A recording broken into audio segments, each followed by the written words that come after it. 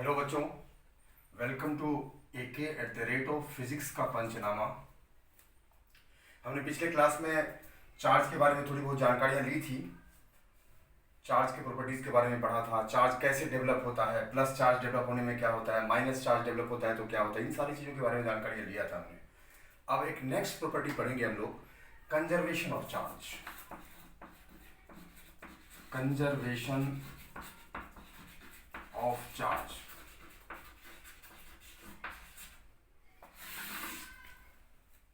आवेश का संरक्षण नियम।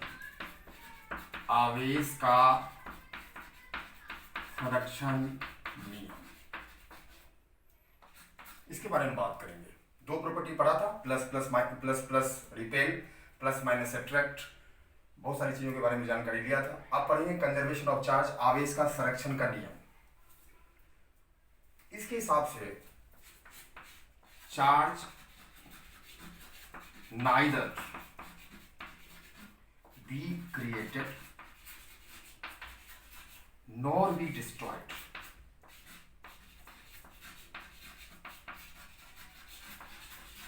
मतलब चार्ज को ना तो आप पैदा कर सकते हैं और ना ही डिस्ट्रॉय कर सकते हैं, ना ही तोड़ सकते हैं, बर्बाद कर सकते हैं।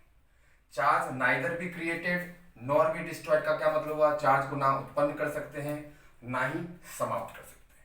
इनको दूसरे लैंग्वेज में भी एक प्रकार से लिख सकते हैं, the total charge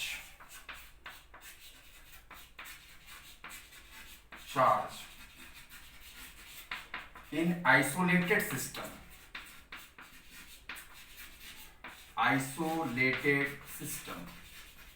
is conserved।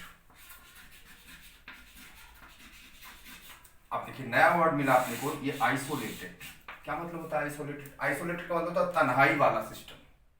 तन्हाई वाला सिस्टम क्या, हम लोग का माहौल ऐसा ही है ना, हम एक बंद कमरे में बंद है, ना बाहर जा सकते हैं ना अंदर आ सकते हैं। इसी को बोलते हैं आइसोलेटेड सिस्टम, जिसको हिंदी में हम लोग विलगित निकाय कहते हैं। हमने पढ़ाया आपको, विलगित निकाय में क्या होता है? एक ऐसा सिस्टम होता है जिसके चारों तरफ कुचालक पदार्थ का घेरा होता है, इंसुलेटर लगा होता है, ना बाहर से कोई चीजें जाती है ना अंदर से कोई चीजें बाहर आती है, तो ये आइसोलेटेड सिस्टम कहलाता है। तो किसी भी आइसोलेटेड सिस्टम में ये चार्ज जो होता है, आवेश जो होता है, वो कंजर्व होता है, नहीं बदलता है। ठीक, देखते हैं, इसको वेरीफाई करके दिखाते हैं। जैसे मान लीजिए ये आइसोलेटेड सिस्टम है, विलगित निकाय है, इसमें एक चार्ज है 3 कूलम, 2 कूलम और -1 कूलम। एक सिस्टम है जिसमें 3 कूलम, 2 कूलम और -1 कूलम का चार्ज। इसको अपन ने क्या किया? हिला दिया तो इधर इधर हो गया ये। तो इससे नया एक सिस्टम मान लीजिए बनता है। ये है मान लीजिए 2 कूलम, ये है 3 कूलम, ये कितना आएगा? बहुत बड़ा टफ सवाल थोड़ी पूछ लिया आपसे। ये 3 कूलम, ये 2 कूलम, ये 1 कूलम, ये 2 कूलम, ये 3 कूलम, और ये कितना होगा? यही अपने को देखना है। मतलब क्या होगा? इस सिस्टम का जितना भी चार्ज, टोटल चार्ज होगा, उतना ही इस सिस्टम का टोटल चार्ज होगा, क्योंकि कंजर्व होता है, बदलता है नहीं। मान लीजिए इसका ये Q1 है, ये Q2 है, ये Q3 है, इसका Q1 dash, Q2 dash, Q3 dash है। तो इस लॉ से इसको सॉल्व करने का प्रयास करते हैं। देखिएगा, Q1 plus Q2 plus Q3 is equal to Q1 dash plus Q2 dash plus Q3 dash. अब Q1 कितना है? 3 coulomb plus 2 coulomb -1 coulomb is equal to 2 coulomb plus 3 coulomb minus, ये पता नहीं यहाँ क्यों, 3 coulomb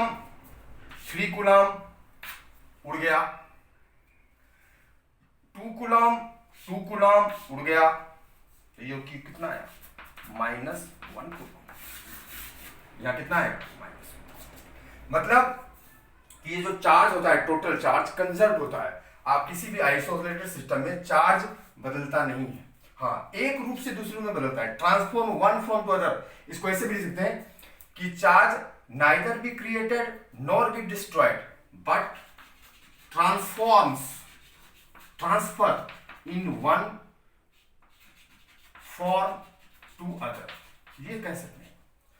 but charge never be created nor be destroyed, मतलब charge ना पैदा कर सकते हैं और ना ही खत्म कर सकते हैं। और किसी भी विलगित निकाय में, किसी भी आइसोलेटेड सिस्टम में चार्ज क्या होता है, कंजर्व। ये देखा है आपने, इसे थोड़ा सा कॉन्सेप्ट सीखा, एक न्यूमेरिकल करके देखते हैं।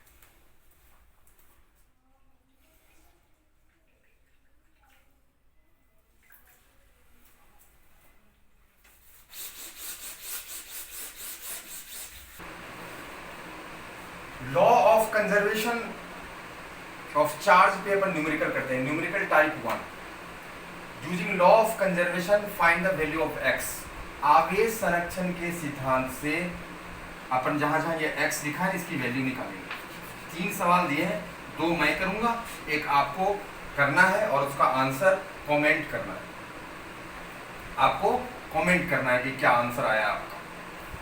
1h1 + 4be9 x + 0n1।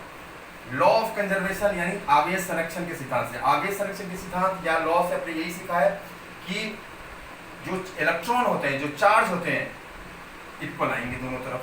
LHS में जितना है उतना ही RHS में आएगा। तो इधर इलेक्ट्रॉन कितना है, ये इलेक्ट्रॉन की संख्या बताता है, नंबर ऑफ इलेक्ट्रॉन का वैल्यू बताता है। तो यहाँ इलेक्ट्रॉन 1 + 4 = x प्लस ये 0। तो x की वैल्यू कितनी आएगी, 5। तो कौन सा एलिमेंट आएगा ये, हाइड्रोजन, हीलियम, लिथियम, बोरोन। क्या आएगा, बोरोन। आंसर क्या आएगा, बोरोन। समझिए फिर से, ये हाइड्रोजन है, इसका एटॉमिक नंबर, ये नंबर ऑफ इलेक्ट्रॉन बताता है, इसका भी नंबर ऑफ इलेक्ट्रॉन बताता है, इसका भी नंबर ऑफ इलेक्ट्रॉन बताता है। तो टोटल नंबर ऑफ इलेक्ट्रॉन कितना, 1 + 4। ठीक है, इधर पता ही नहीं है, यहाँ 0। तो टोटल नंबर ऑफ इलेक्ट्रॉन इधर का, टोटल नंबर ऑफ इलेक्ट्रॉन इधर का इक्वल होंगे। तो 1 + 4 = x + 0। तो x = कितना आया, 5। तो 5 किसका आएगा, हाइड्रोजन, हीलियम, लिथियम, बोरोन का। तो कौन सा एलिमेंट आएगा, दूसरा इसी प्रकार से देखते हैं। C612 + 1h1x। तो देखिए इधर वाला नंबर ऑफ इलेक्ट्रॉन जितना होगा इतना ही नंबर ऑफ इलेक्ट्रॉन इधर भी होगा, law of conservation of charge से। तो देखिए इधर कितना नंबर ऑफ इलेक्ट्रॉन, 6 + 1, इधर क्या, x। तो x = क्या आया, 7। 7 क्या आता है, नाइट्रोजन। अब ये 3 ये आपका होमवर्क है, ये क्या है, आपके लिए होमवर्क है।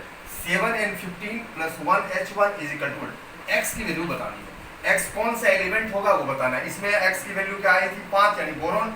इसमें कितना आया था, नाइट्रोजन। इसमें निकालना है, ये आपको कमेंट करना है। आगे का टॉपिक अपन पढ़ेंगे क्वांटाइजेशन ऑफ चार्ज।